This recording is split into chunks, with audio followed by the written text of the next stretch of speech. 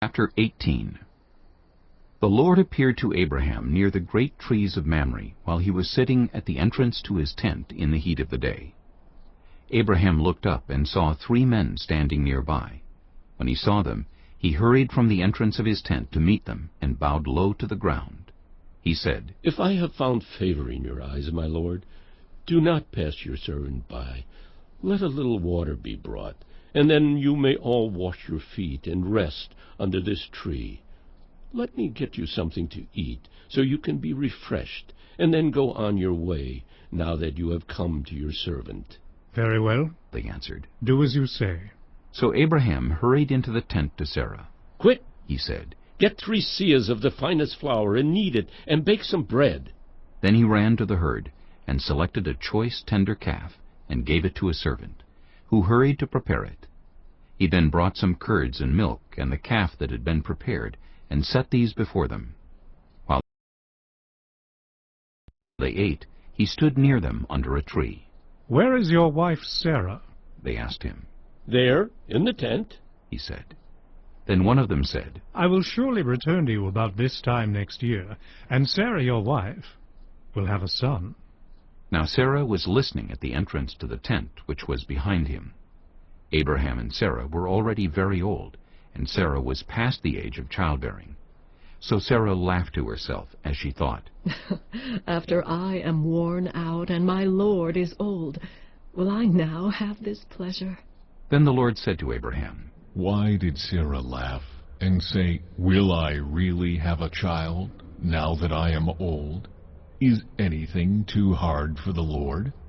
I will return to you at the appointed time next year, and Sarah will have a son." Sarah was afraid, so she lied and said, "I did not laugh." But he said, "Yes, you did laugh." When the men got up to leave, they looked down toward Sodom, and Abraham walked along with them to see them on their way. Then the Lord said, "Shall I hide from Abraham what I am about to do? Abraham will surely become a great and powerful nation, and all nations on earth will be blessed through him. For I have chosen him, so that he will direct his children and his household after him, to keep the way of the Lord by doing what is right and just, so that the Lord will bring about for Abraham what he has promised him."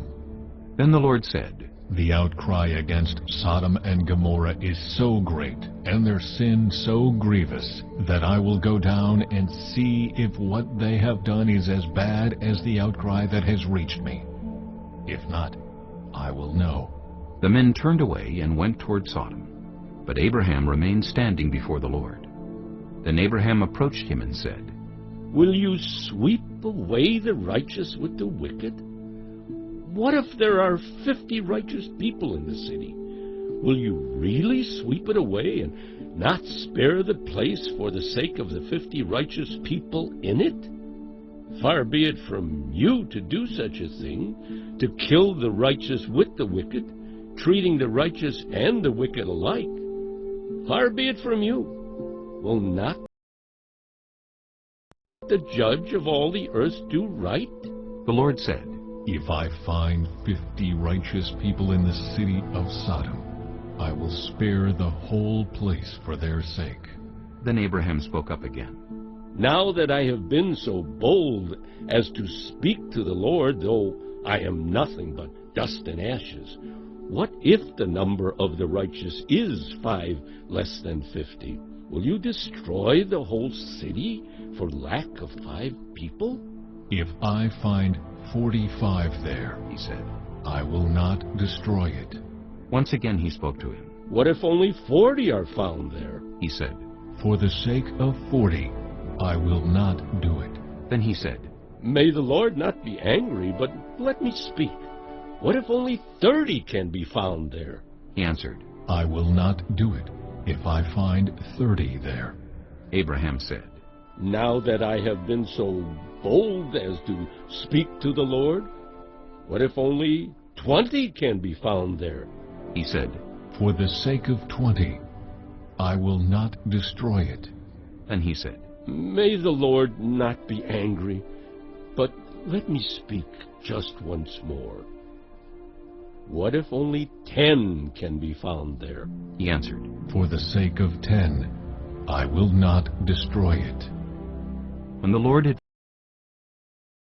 finished speaking with Abraham, he left, and Abraham returned home.